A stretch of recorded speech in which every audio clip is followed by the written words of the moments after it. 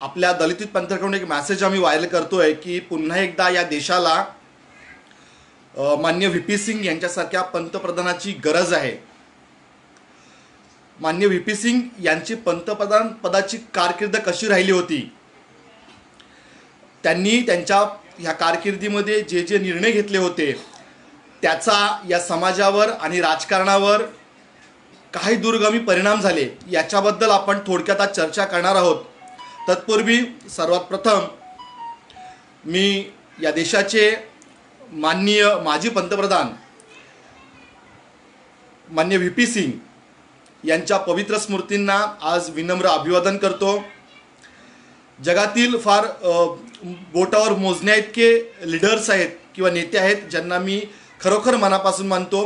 त्यापैकी बाबासाहेब अर्थातच प्रथम क्रमांकावर आहेत। त्याच्यानंतर मी अमेरिकेचे माजी राष्ट्राध्यक्ष अब्राहम लिंकन यांना मानतो आणि त्यातलाच एक नेता भारतातला जर कोणी मानत असेल तर ते व्ही पी सिंग आहेत। आणि म्हणून या व्ही पी सिंगांच्या पवित्र स्मृतींना मी वैयक्तिकरित्या आणि दलित पंथाच्या माध्यमातून विनम्र अभिवादन करतो। आता जर आम्ही असं म्हणतोय की आपण असं म्हणतोय की आपल्याला व्ही पी सिंग सारखा पुन्हा एकदा देशात पंतप्रधान हवा आहे, तर व्ही पी सिंग काय होते, व्ही पी सिंग कसे होते हे जाणून घेणं अत्यंत गरजेचं आहे। परंतु व्ही पी सिंग जाणून घेत असताना आपल्याला या देशातील एक सामाजिक राजकीय परिस्थिती कशी होती ही जाणून घेणंही तेवढंच गरजेचं आहे। या देशात जो स्वातंत्र्य लढा उभा राहिला त्याचा अभ्यास करून घेणंही जास्त गरजेचं आहे, कारण या सगळ्यातून पुढच्या काळामध्ये व्ही पी सिंग यांनी घेतलेल्या निर्णयाचा परिणाम आपल्याला दिसून येतो। या देशामध्ये इंग्रजांची सत्ता आहे ही 18व्या शतकाच्या सुरुवातीला स्थिर स्थावर झाली। म्हणजे 1818ला तुम्हाला माहीत असेल की भीमा कोरेगावचा युद्ध झाला होता आणि त्या दरम्यान पूर्ण देशावर इंग्रजांचं एकछत्री अंमल निर्माण झालं होतं। म्हणजे 1820 पासून जवळजवळ इंग्रज या देशामध्ये स्थिर स्थावर झाले होते। त्याच्यानंतर इंग्रजांच्या विरोधामध्ये जो पहिला उठाव झाला, ज्याला सावरकर स्वातंत्र्याचा लढा म्हणून संबोधतात, मी त्याला स्वातंत्र्य लढा म्हणून बिलकुल संबोधत नाही, तो म्हणजे 1857चा उठाव। आता 1857चा उठाव हा कशासाठी झाला होता, तर त्यावेळचे जेवढे संस्थानिक होते या संस्थानिकांचे संस्थानं इंग्रज सरकार खालसा करत होता। या संस्थानिकांना ज्या तनख्या दिल्या जात होत्या ह्या तनख्या कापल्या जात होत्या किंवा कमी केल्या जात होत्या आणि याच्या विरोधामध्ये इथले जे संस्थानिक होते त्यांचा इंग्रज सरकारच्या विरोधामध्ये असंतोष होता।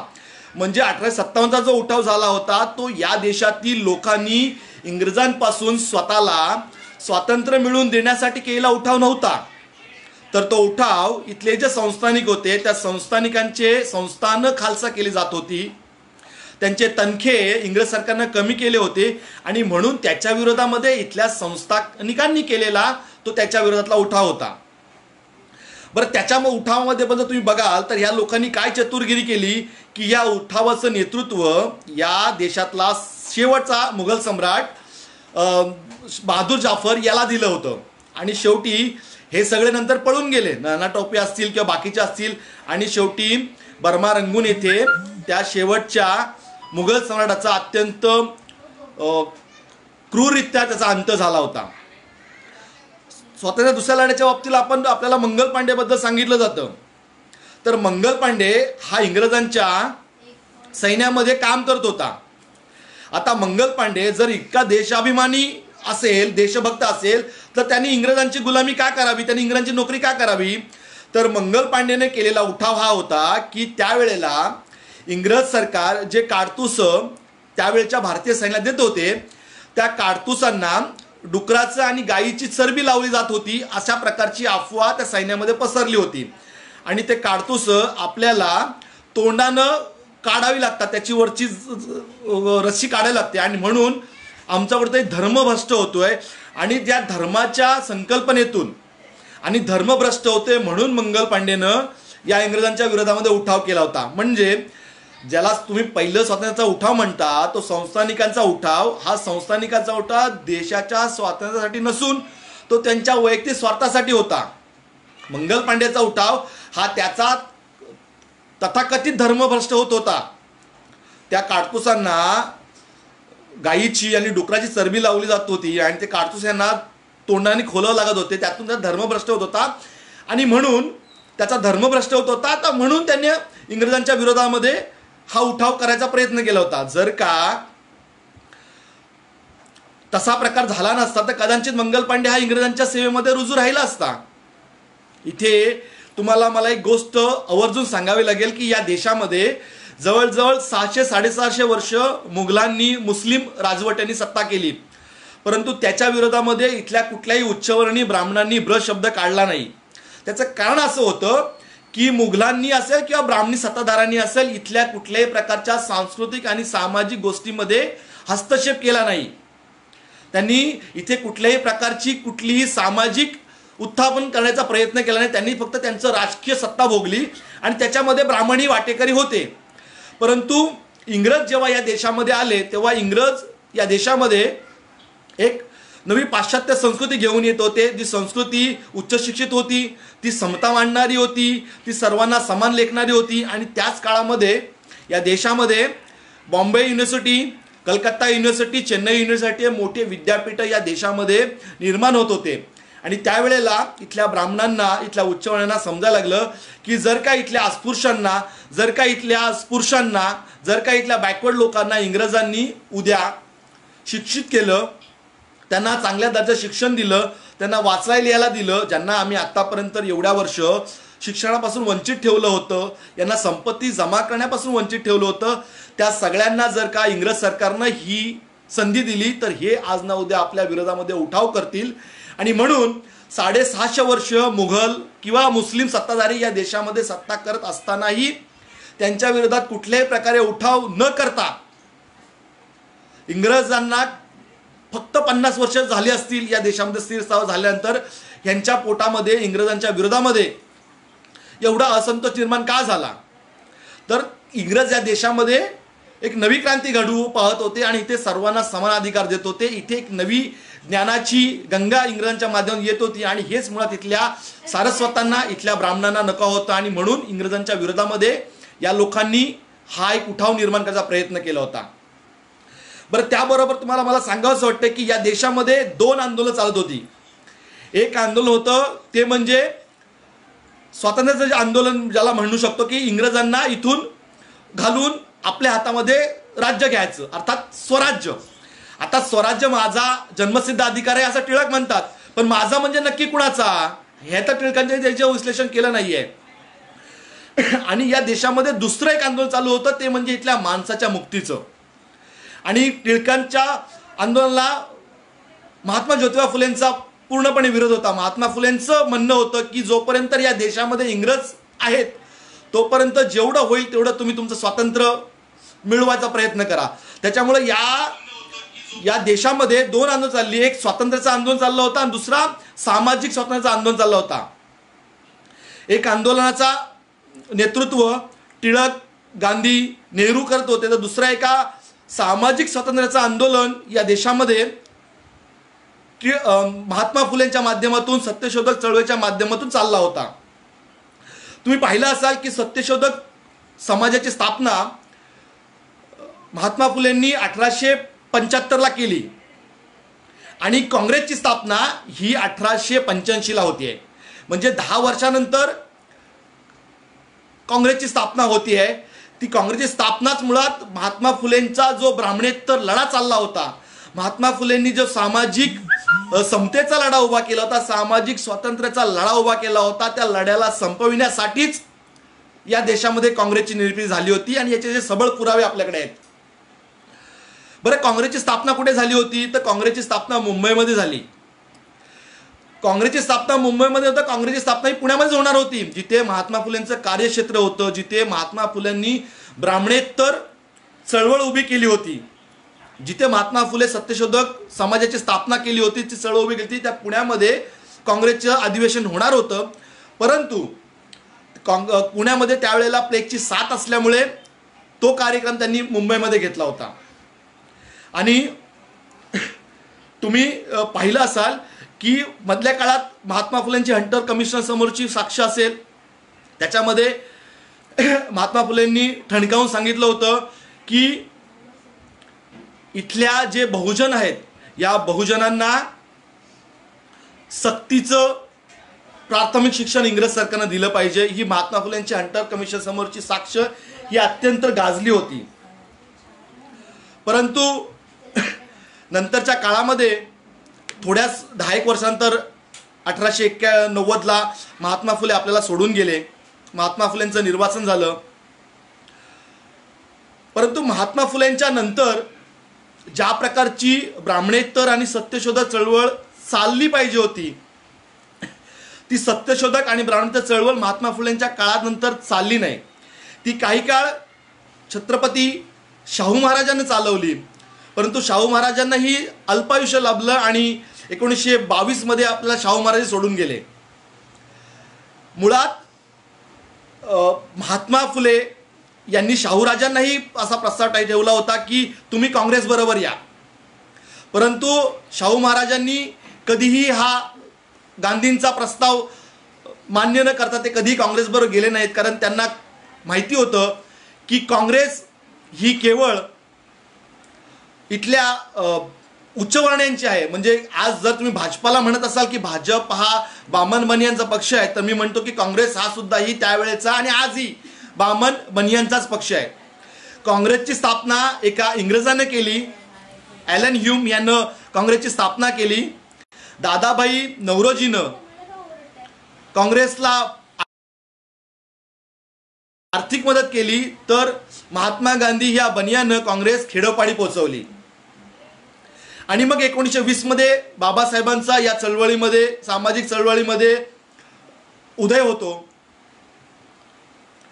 बाबासाहेब गांधींना कधी महात्मा म्हणाले नाही किंवा बाबासाहेबांनी स्पष्ट विचारलं होतं की गांधींना अस्पृश्यासाठी आतापर्यंत काय केलं.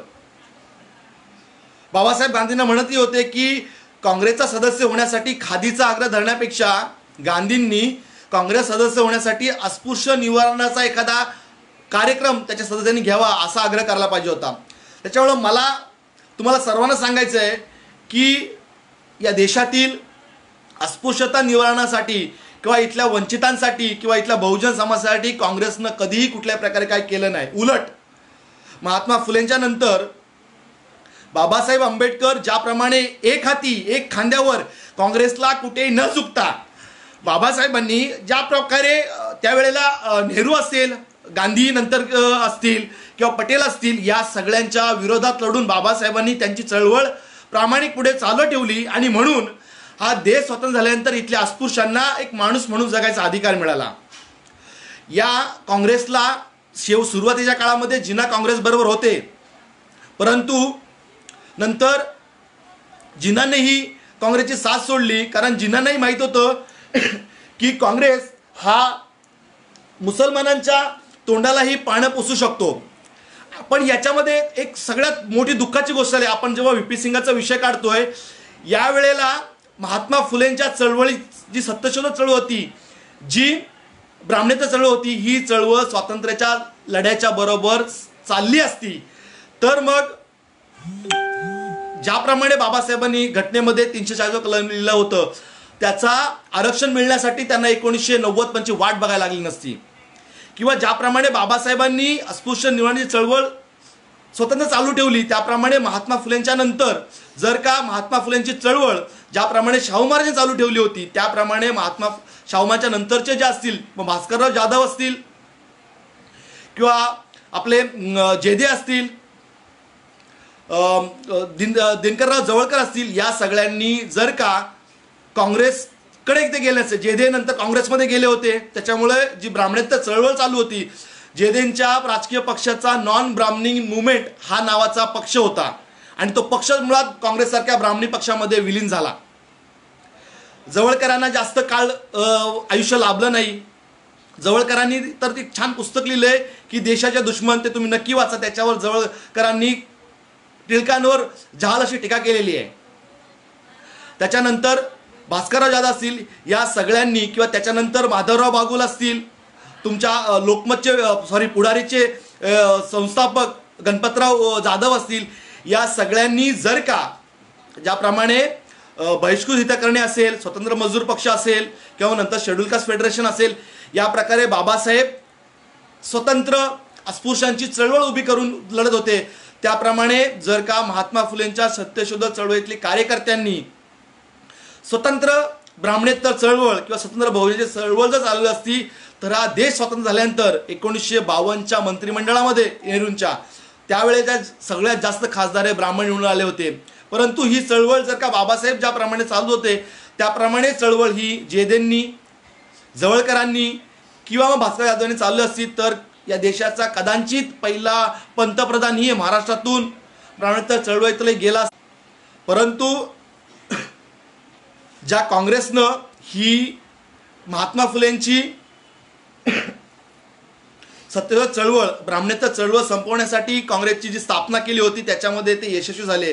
आणि म्हणून आजही जे आंबेडकरी चळवळीचं नेतृत्व करत आहेत त्या सगळ्यांना मी विनंती करतो, तरुणांनी विनंती करतो, आणि ज्यांनी आतापर्यंत कुठली अपेक्षा न करता हाल अपेष्टा सहन करून ही ज्यांनी चळवळ जिवंत ठेवली आहे त्या सगळ्यांना मी आज सलाम करतो की तुम्ही चळवळ जिवंत ठेवल्यामुळे आज निळ्या झेंड्याचं अस्तित्व कायम आहे. नाहीतर आज आपण जेवढे आज बाबासाहेबांचे अनुयायी आहेत ते उद्या कोणी भाजपमध्ये गेला, उद्या कोणी काँग्रेसमध्ये गेला, उद्या कोणी इतर कम्युनिस्टमध्ये गेला तर निळ्या झेंड्याचं अस्तित्व संपू शकतं. आणि ही लोक केवळ तुमचा वापर करून जे हक्क अधिकार तुम्हाला आज तुम्ही जे झडकुडून आघाडी संघटित असल्यामुळे करताय ते तुम्हाला कदापि मिळता येणार नाहीये. तुम्हाला मी परत सांगितलं की ज्या ब्राह्मणेतर लोकांना संघटित करण्यासाठी किंवा ब्राह्मणांना चॅलेंज करण्यासाठी जी महात्मा चळवळ उभी केली होती, चळवळ या बाबासाहेबांच्या बरोबरीनं जर महात्मा फुलेंचे अनुयायी घेऊन गेले असते तर आजची जी ओबीसींची परिस्थिती आहे, आजची जी मराठा समाजाची परिस्थिती काहीतरी वेगळी झाली असती. आणि त्यावेळेलाच ब्राह्मणांचा एक काँग्रेस पक्षच नव्हे तर त्याच वेळेला RSSची स्थापना झाली होती. त्याच वेळेला डांगेंनी कम्युनिस्ट पार्टी इथं स्थापन केली. त्यामुळे या काळामध्ये ब्राह्मणांच्या चळवळी तिन्ही बाजूनी फोफावल्या होत्या. म्हणून आज तुम्हाला ब्राह्मणांचं राजकारणामध्ये असेल, प्रशासनामध्ये असेल आणि सामाजिक क्षेत्रामध्ये त्यांचं वर्चस्व तुम्हाला दिसते. ही झाली स्वातंत्र्यापर्यंतची एक छोट्या असा कालखंड. आता आपण येऊया देशाचं स्वातंत्र्याच्या काळामध्ये. आपला देश 1947ला स्वातंत्र्य झाला. ह्या देशानं 1950ला संविधान आपलं आणि 1952ला पहिली लोकसभेची निवडणूक झाली. जवळजवळ 15 ते 16 वर्ष पंडित जवाहरलाल नेहरू या देशाचे पंतप्रधान होते. सॉरी, थोडंसं नेटवर्कचा प्रॉब्लेम येतोय. डॉक्टर बाबासाहेब आंबेडकरांनी घटनेमध्ये सगळ्यात आधी आरक्षणाचं कलम जर कुठलं लिहिलं असेल तर ते होतं 340वा कलम, ज्याच्यामध्ये बाबासाहेबांनी म्हणाले होते की या देशामध्ये एक असा वर्ग आहे जो अस्पृश्य नाही आहे पण तो सवर्णही नाही आहे. त्याही समाजाला आजपर्यंत शिक्षणापासून आर्थिक संपत्ती जमा करण्यापासून वंचित ठेवला होता. तो समुदाय आहे बॅकवर्ड, अदर बॅकवर्ड, त्याला आपण ओबीसी म्हणतो. तर या समाजाची एक कमिशन आपण नेमलं पाहिजे, एक आयोग नेमून त्या समाजाची एकंदरीत सामाजिक परिस्थिती, त्या समाजाच्या गटांची माहिती गोळा करून या सगळ्यांनाची माहिती गोळा करून त्यांना आरक्षण द्यावं असं घटनेमध्ये नमूद केलं होतं. परंतु 16 वर्ष या देशाचे पंतप्रधान नेहरू असत असतानाही नेहरूंनं काळेकर आयोग असेल किंवा नंतर झालं नेहरूंच्या नंतरचे पंतप्रधान पंडित लालबहादूर शास्त्रींचा कार्यकाळ फार 2 वर्ष होता, त्यांना आपण काही बोलू शकत नाही. परंतु इंदिरा गांधी असतील, त्यांनी बराच मोठा कार्यकाळ काढला होता. परंतु या दोन्ही पंतप्रधानांना ओबीसींसारख्या या देशातील सगळ्यात मोठ्या वर्गाला सामाजिकदृष्ट्या, राजकीयदृष्ट्या आणि आर्थिकदृष्ट्या पुढे आणून घटनेतील 340 कलमाची अंमलबजावणी करण्याचं कधीही वाटलं नाही. परंतु व्हीपी सिंगांच्या हातामध्ये जेव्हा 1989ला हे सरकार आलं, व्हीपी सिंग जेव्हा पंतप्रधान झाले तेव्हा व्ही पी सिंगांना बराच सारा विरोध होत असत असतानाही कचरा खात पडलेला मंडळ आयोग व्ही पी सिंगांनी इथल्या सारस्वतांचं, इथल्या उच्चवर्णीयांचं विरोध सहन करूनही व्ही पी सिंगांनी आज मंडळ आयोग लागू केलं. शोकांतिका आहे की त्यावेळेला मंडळ आयोगाच्या विरोधामध्ये ज्या ओबीसींसाठी हे मंडळ आयोग निर्माण केलं होतं त्या ओबीसींनाही त्यावेळेला मंडळ आयोगाला विरोध केला होता. आणि याच्यामध्ये एक विशेष तुम्हाला गोष्ट सांगायची झाली, तुम्हाला आलं असं लक्षात मी काय म्हणतो की मंडळ आयोग ह्या ओबीसी हा देशातला सगळ्यात मोठा वर्ग आहे, जो सामाजिकदृष्ट्या मागासला होता, जो आर्थिकदृष्ट्या मागास होता, जो शैक्षणिकदृष्ट्या मागास होता. या इतक्या मोठ्या वर्गाला या देशामध्ये 16 वर्ष नेहरू किती स्ट्रॉंग पंतप्रधान होते, इंदिरा गांधी किती मजबूत पंतप्रधान होत्या, त्याला तर पोलादी पुरुष म्हणून इंदिरा गांधीचा उल्लेख होता. परंतु या कुठल्याही पंतप्रधानाला घटनेतील 340व्या कलमानुसार आयोग नेमून त्या आयोगाचा रिपोर्ट आल्यानंतर तो रिपोर्ट लागू करून ओबीसींना आरक्षण द्यावं असं वाटलं नाही. परंतु ते काम एकमेव देशाचे पंतप्रधान असतील व्ही पी सिंग यांनी केलं. आणि या आज तुम्ही जे देशामध्ये विविध प्रादेशिक पक्ष बघत आहात, आज मुलायम सिंग असतील, लालू प्रसाद यादव असतील किंवा देवेगौडा असतील, या जे तुम्ही ओबीसींचे नेतृत्व बघता, या ओबीसींच्या नेतृत्वाचं खऱ्या अर्थानं श्रेय हे व्ही पी सिंग यांना जातं. मी तुम्हाला मगाशी ब्राह्मणेतर चळवळ आणि महात्मा फुलेच्या चळवळीचा उदाहरण द्यायचं कारण हे होतं की जर का महात्मा फुलेंची सत्यशोधक चळवळ, ब्राह्मणेतर चळवळ स्वातंत्र्याच्या लढाईच्या बरोबर चालू राहिली असती तर ओबीसींना जे अधिकार, जे हक्क यानंतरच्या काळामध्ये 1990ला भेटले ते देश स्वतंत्र झाला तेव्हाच भेटले असते. आज मराठा समाज जो आरक्षणासाठी लढतोय, जर ती चळवळ उभी राहिली असती तर मराठा समाजाला आज या आरक्षणासाठी लढायची गरज पडली नसती. किंवा आज मराठा समाजाची जी परिस्थिती भयानक आहे, आज जो गरीब मराठा श्रीमंत मराठाच्या विरोधात लढतोय, तर ती परिस्थिती निर्माण झाली नसती जर का त्यावेळेला ब्राह्मणेतर चळवळ ही स्वातंत्र्य चळवळ जर चालू झाली असती. आणि म्हणून व्ही पी सिंगांचं योगदान ह्या देशाचं मंडल कमिशन आयोग लागल्यानंतर या देशाचं पूर्ण सामाजिक आणि राजकीय चित्र बदलून गेलं होतं. आणि व्ही पी सिंगांनी कुठल्याही प्रकारे कुठल्याही पद्धतींचा विरोधाला न जुमानता या देशामध्ये मंडल आयोग निर्माण केलं. म्हणजे जे नेहरू ज्यांच्याकडे ॲब्सोल्युटली मेजॉरिटी होती आणि नेहरूंच्या विरोधात कोण जाऊ शकत होतं, किंवा इंदिरा गांधी असतील, इंदिरा गांधींकडे चांगली मेजॉरिटी, परंतु जे इंदिरा गांधींना जे नेहरूंना जमलं नाही ते व्ही पी सिंग यांनी आपल्या 1 वर्षाच्या कालकेंद्रीमध्ये करून दाखवलं. अजून 2-3 निर्णय त्याबद्दल मी तुम्हाला सांगणार आहे. आणि याच्यामध्ये व्ही पी सिंगांचं जे जनता दलचं सरकार आलं होतं त्या सरकारला भारतीय जनता पार्टीचं बाहेरून सहकार्य होतं. मी तुम्हाला खरं सांगतोय की एखाद्या मेलेल्या व्यक्तीबद्दल बोलू नये, परंतु प्रमोद महाजन यांचा जो अंत झाला तो कसा झाला हा तुम्ही पाहिलात. आणि अडवाणी आजही देशाचा पंतप्रधान झाले नाही आणि याच्या पुढेही अडवाणी देशाचा पंतप्रधान होणार नाहीये. लालू प्रसाद यादव यांनी सांगितलं होतं संसदेमध्ये की तुमच्या डोक्यावर बाबरी पाडायचं पाप आहे आणि म्हणून तुम्ही काही देशाचे पंतप्रधान बनू शकणार नाहीयेत. त्यावेळेला मंडल कमिशन लागू केलं व्ही पी सिंग यांनी, तेव्हा भाजप संभ्रमामध्ये होता की भाजपाने करायचं काय. मंडल आयोगाला जर का समर्थन केलं तर इथले जे उच्चवर्णीय आहेत ते आपल्या विरोधात जातील, ते नाराज होतील. आणि जर का मंडल आयोगाला विरोध केला तर इथला जो ओबीसी समाज आहे तो आपल्या विरोधात जाईल. आणि म्हणून भाजपाचे स्ट्रॅटर्जी मास्टर आणि त्यावेळचे भाजपाचे अध्यक्ष अडवाणी यांनी अयोध्येतील राम मंदिरासाठी देशव्यापी रथयात्रा काढली. आणि जो मंडल कमिशनच्या वरचा जो लोकांचा फोकस होता, त्याच्यावर जो लक्ष होता, तो लक्ष या लोकांनी राम मंदिराकडे, इथल्या ओबीसींना भरकटवून राम मंदिराकडे नेण्याचा प्रयत्न केला.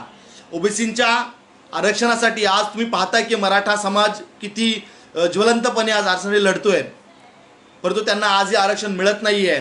परंतु घटनेमध्ये तरतूद असत असतानाही जी गोष्ट नेहरू करू शकले नाही, जी गोष्ट इंदिरा गांधी करू शकल्या नाहीत, जी गोष्टी राजीव गांधी करू शकले नाहीत, ती गोष्ट तुमच्यासाठी व्ही पी सिंगांनी केली होती. परंतु तरीही ओबीसी मंडल कमिशनच्या आयोगाच्या विरोधामध्ये आणि व्ही पी सिंगांच्या विरोधामध्ये लढत होता.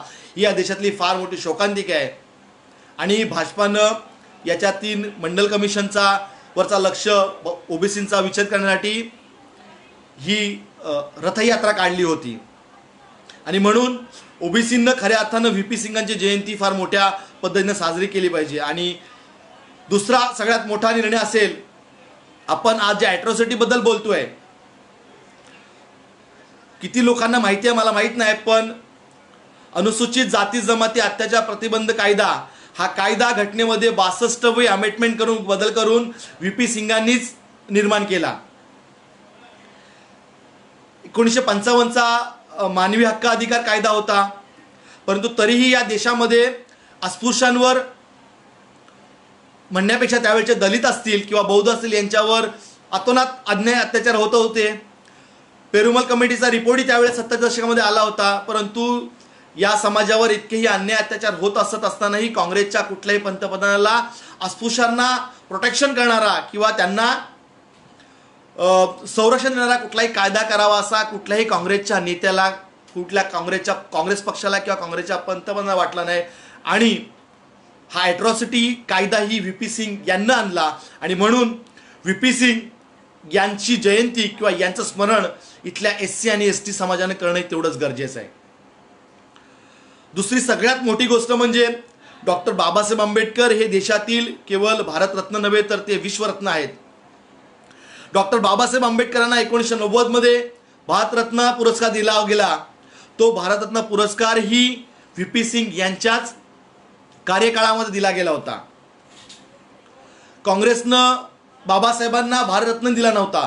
तुम्ही पाहाल तर बाबासाहेबांच्या आधी बऱ्याच साऱ्या लोकांना यांनी भारतरत्न पुरस्कार दिला होता. अगदी नेहरूंना दिला होता, सर्वपल्ली राधाकृष्णन दिला होता, इंदिरा गांधींना दिला होता, नंतर विनोबा भावे असतील, दुसरे काणे नावाचे व्यक्ती आहेत, अशा बऱ्याच साऱ्या लोकांना बाबासाहेबांच्या आधी भारतरत्न पुरस्कार दिला होता.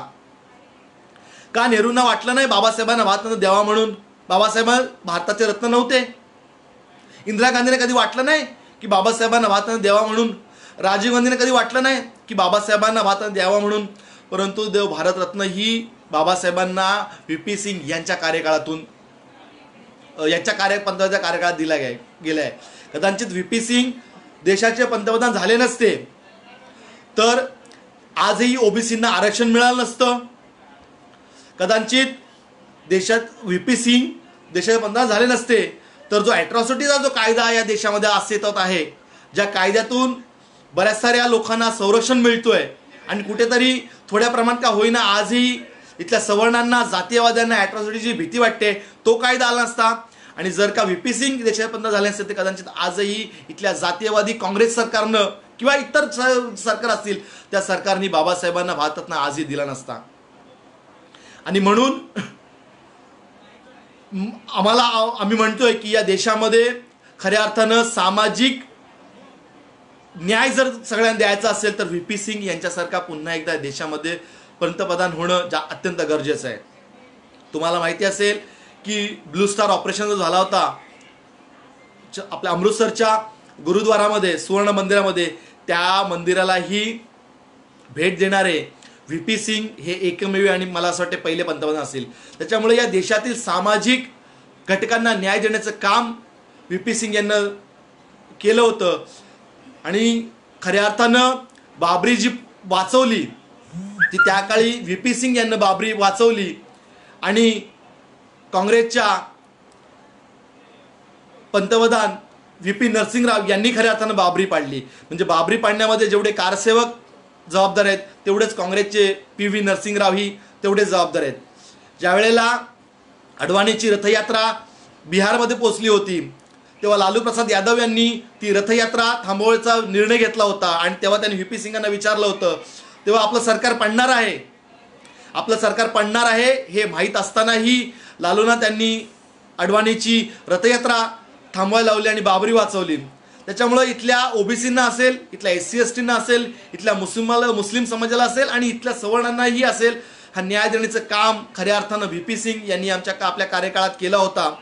परंतु दुर्दैव आहे, कदाचित ज्या 91ला निवडणुका झाल्या होत्या त्या निवडणुकांमध्ये राजीव गांधींची हत्या झाली नसती तर पुन्हा एकदा व्ही पी सिंग या देशाचे पंतप्रधान होऊ शकले असते. 1996ला ही व्ही पी सिंग यांनी देशाचा पंतप्रधान व्हावं म्हणून काही जनता दलाच्या लोकांची इच्छा होती, परंतु तेव्हा व्ही पी सिंगांनी त्यासाठी नकार दिला होता.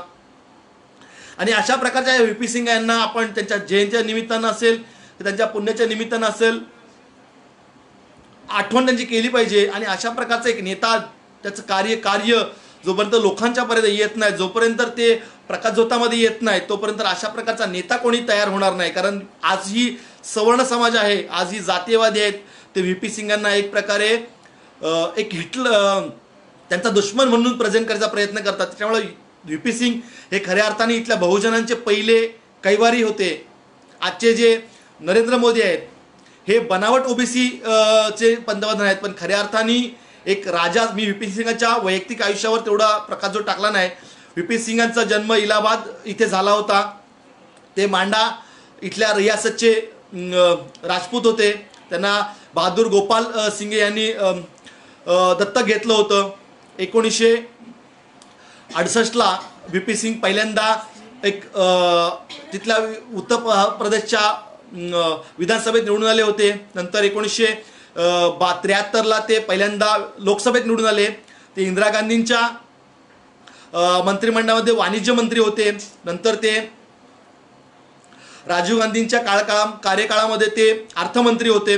व्ही पी सिंगांचं दुसरं एक व्यक्तिमत्व तुम्हाला सांगायचं की व्ही पी सिंग हे सगळ्यात क्लीन चिट माणूस होता. एका मरीन डीलमध्ये दलाली दिली जाते आहे हे जर्मनीतल्या आपल्या भारतीय दूतांनी जेव्हा त्यांना पत्र लिहून कळलं होतं, तेव्हा व्ही पी सिंगांनी आपल्या अर्थमंत्री पदाचा राजीनामा दिला होता. बोरफस नंतर व्ही पी सिंगांनी आपल्या संरक्षण मंत्रिपदाचा राजीनामा दिला होता. आणि अशा या व्ही पी सिंगांनी जनता दल एकत्र आणण्याचा प्रयत्न केला होता, परंतु चंद्रशेखर असतील किंवा बाकीचे लोक असतील त्यामुळे जनता दल हा एकत्र राहू शकला नाही. आणि या बहुजना न्याय देणारे, अगदी प्रामाणिक आणि स्वच्छ प्रतिमेचे बहुजनांचे कैवारी व्ही पी सिंग यांचा हा अशा प्रकारचा थोडक्यामध्ये मी व्यक्तिमत्व मांडण्याचा प्रयत्न केला होता. आणि देशाला पुन्हा एकदा व्ही पी सिंग यांच्यासारखा एखादा पंतप्रधान मिळो अशी मी मनोकामना हे करतो. बऱ्याच सारे विषय आहेत, बोलता येतील, परंतु थोडासा वेळ झाला होता आज म्हणून बोलता येत नाही. आणि म्हणून या लाईव्हच्या माध्यमातून आज व्ही पी सिंग यांच्या जयंती निमित्तानं मी व्ही पी सिंग यांच्या पवित्र स्मृतींना विनम्र अभिवादन करतो आणि मी इथेच थांबतो. जय भीम, जय भारत, जय संविधान.